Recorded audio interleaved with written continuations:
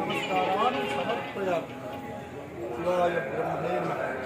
నేను ఇంతకుముందే చెప్పినా మళ్ళీ కూడా చెప్తున్నాను. ధ్వజం ఎందుకు ఎగిరేస్తాము అంటే దేవతలందరికీ కూడా ఆహ్వానం తెలియజేయడం కొరకు.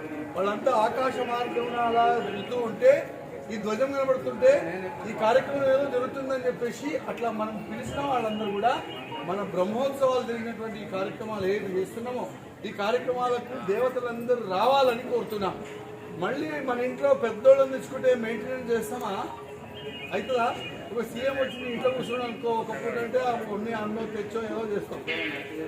ఈ ఇంట్లోనే ఉందా అంటే ఆయన మేనేజ్ చేసి మన చేత పరమేశ్వరుడు సార్వభౌముడు, ఆయన మహానుభావుడు. అంత పెద్దవాళ్ళు మనం మెయింటెనెన్స్ చేయలేము, ఆయన చేయలేము. 5 రోజుల వరకే వారిని మనం ఇక్కడికి రమ్మని కోరుతున్నాం. అందరు దేవత జరిగేటటువంటి విధంగా వారిని ఆహ్వానించి ఈ కార్యక్రమం అయిన తర్వాత 5 రోజులు అయినాక మళ్ళీ ఏం చేస్తాము? గచ్చగచ్చాన్ని తిరిగి మళ్ళీ నువ్వు నీ జాగ్రత్త నువ్వు నాయన అని ఆయన మళ్ళీ ఏం చేస్తాము? వేడుకుంటాము, ప్రార్థిస్తాము. అట్లా అందుకే ఇప్పుడు దేవతలందరూ మన దగ్గరికి రావాలని కోరుతూ ఆ భగవంతుని ప్రార్థిస్తున్నాం. నమ పార్వతీ